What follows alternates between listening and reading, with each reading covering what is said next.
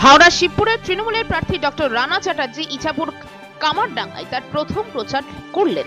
দেওয়াল নিজে হাতে তার নাম লিখে কর্মীদের সাথে কথা বললেন। পুরসভার 48 নম্বর ওয়ার্ডের সভাপতি রবীন্দ্র রায়ের উদ্যোগে এই প্রচার। রানা 2021-এ বিধানসভা ভোটে জিতে বালির বিধায়ক হন। 2026-এ কেন্দ্র বদল করে তাকে শিবপুর কেন্দ্রের টিকিট দেওয়া হয়। তিনি বলেন, এটা দলের সিদ্ধান্ত। তৃণমূলের সবাই এক দল, যেখানে বলবে আমি সেখানেই কাজ করব। গত 5 বছরে যদি কোথাও কোনো দুর্নীতির অভিযোগ আসে সেটা আমি দেখে নেব। সবে 4 দিন হলো প্রচারে নেমেছি, এখনো সবার সাথে পরিচয় করে উঠতে পারিনি।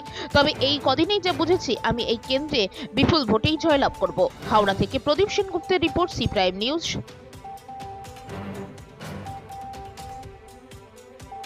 সুতরাং এরকম একটি দলের প্রতীক নিয়ে তিনি এসেছেন, তার কোনো আশা নেই। তিনি ভুলভাল বকতে শুরু করেছেন এবং আমরা জিতে গেছি।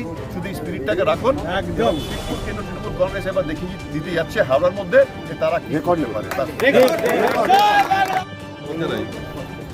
সুন্দর অর্ডার, এখানে সংগঠনের সকল নেতৃত্ব এবং আমার যারা উঠে বসে, যারা লড়াইটা দেয়, আসলে লড়াইটা সকলকে যেভাবে সম্মানিত করবেন আমি অত্যন্ত খুশি।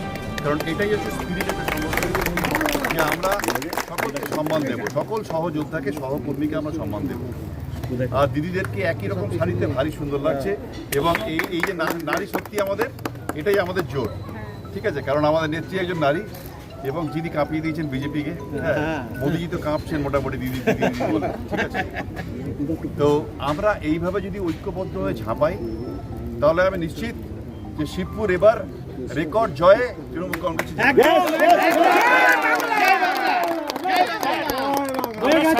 আন্তরিকভাবে কৃতজ্ঞ। আমাদের এখনো শেষ করেনি। আচ্ছা, না বেশি কথা বলবো না, শেষ করে শুধু মানেটা লেখা থাকে না যে রুটআউট কে লিয়ে খেয়ে দেয় করেছে। আজকে পিছনে একটাই শুধু ভুল করেছে, সেটা হচ্ছে বলেছে যে আমি সময় নষ্ট করে এসেছি। আমি সময় নষ্ট করে নিয়ে ইনভেস্ট করলাম।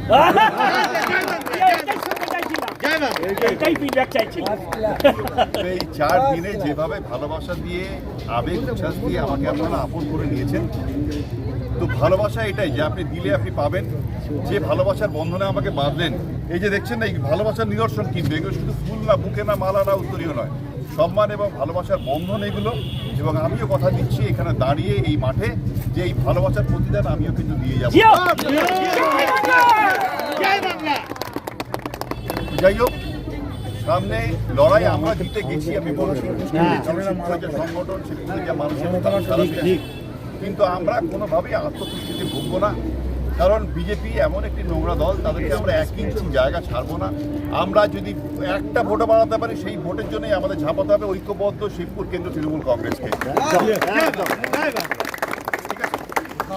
কারণ এই বাঙালি বিরোধী এই দলটা বিজেপি, যারা সাম্প্রদায়িক বিভাজন, ভাষা, ধর্ম, জাতি নিয়ে বিভাজন করে, মহিলাদের সম্মান দেয় না, এবং এসআইআর নিয়ে যেভাবে বৈধ ভোটারদের বাদ দেওয়ার চক্রান্ত তারা করছে। সুতরাং এটা পরিষ্কার হয়ে গেছে যে তারা এবং কতটা বেইমান, যে মতুয়ারা যে অনেক ভোট দিয়ে তাদেরকে এমএলএ দিয়েছে, এমপি দিয়েছে, সেই মতুয়াদের একটা বৃহৎ অংশকে তারা বাদ দিয়ে দিয়েছে, তারা নাগরিক নেই। এখানে সাংবাদিক ভাইরা আছে, আমি ইচ্ছে করে কথাগুলো বলছি যাতে ওনাদের মাধ্যমে ছড়িয়ে যায়। সুতরাং এইরকম একটি যারা বাংলা বিরোধী, বাঙালি বিরোধী এবং এরা গণতন্ত্র বিরোধী একটা দলকে, তাদেরকে গণতান্ত্রিকভাবে পরাজিত করার জন্য যা যা করণীয় তাই করতে হবে এই শিবপুর কেন্দ্র তৃণমূল কংগ্রেসকে।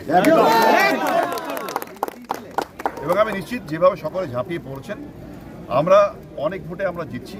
শুধু এখানেই না, গোটা পশ্চিমবঙ্গে আমরা আরও বেশি আসন নিয়ে চতুর্থবারের জন্য মুখ্যমন্ত্রী মাননীয়া মমতা বন্দ্যোপাধ্যায় চতুর্থবারের জন্য শপথ নিতে চলেছেন। মুখ্যমন্ত্রী হিসেবে এটা তৈরি হয়ে গেছে, এটা বাংলার মানুষ রায় দিয়ে দিয়েছে, শুধু রেজাল্ট বেরোনোর জন্য সময়ের অপেক্ষা।